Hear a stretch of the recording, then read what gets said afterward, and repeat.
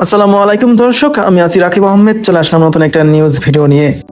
এবার কমতে কমতে যত হলো রড সিমেন্টের দাম, খুঁড়িয়ে খুঁড়িয়ে চলছে রড সিমেন্ট শিল্প খাত। নির্মাণ শিল্পের এ খাতের ভরা মৌসুমেও ক্রেতাদের কাছ থেকে আসছে না কাঙ্ক্ষিত মানের সাড়া। ফলে চাহিদা ও উৎপাদনের গ্রাফ দুইটাই এখন নিম্নমুখী। ব্যবসায়ীদের দাবি, সরকারি বেসরকারি বড় এবং মাঝারি নির্মাণ প্রকল্প বন্ধ থাকায় নতুন করে প্রকল্প শুরু না করার প্রভাব পড়েছে এ খাতে। এ অবস্থা চলতে থাকলে চরম সংকটে পড়বে এ শিল্পের সঙ্গে সংশ্লিষ্ট ব্যবসায়ীরা। গত বছরের থেকে এবছরে ভিন্ন চিত্র রডের দাম এবং সিমেন্টের দাম।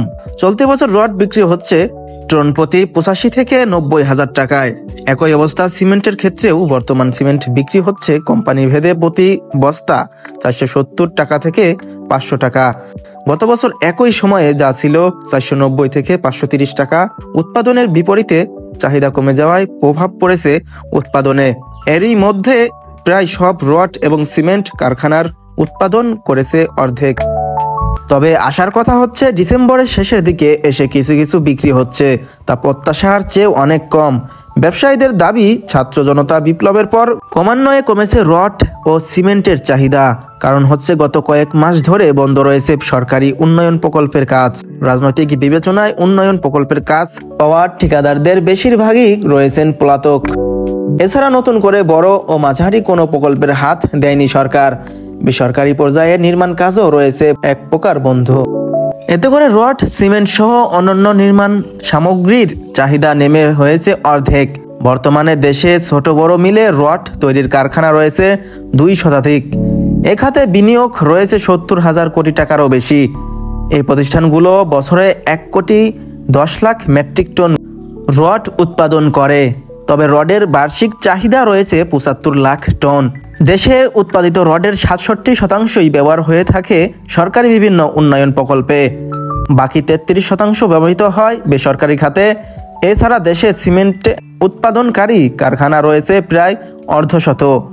এসব প্রতিষ্ঠানের বছরে উৎপাদন সক্ষমতা রয়েছে 7 কোটি 80 লাখ টন। তবে দেশে প্রতি বছর সিমেন্টের চাহিদা রয়েছে প্রায় 4 কোটি টন।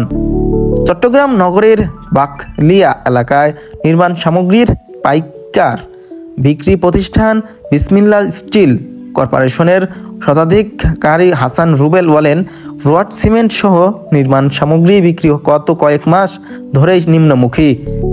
কয়েক মাস আগে প্রতি মাসে কমপক্ষে 15,000 বস্তা সিমেন্ট এবং 150 টন রড বিক্রি হতো। বর্তমানে নির্মাণ কাজ এক প্রকার বন্ধ রয়েছে। সরকারি বেসরকারি উন্নয়ন প্রকল্পেও কাজও বন্ধ, যার প্রভাব পড়েছে বিক্রিতে। বর্তমানে বিক্রি অর্ধেকে নেমে এসেছে।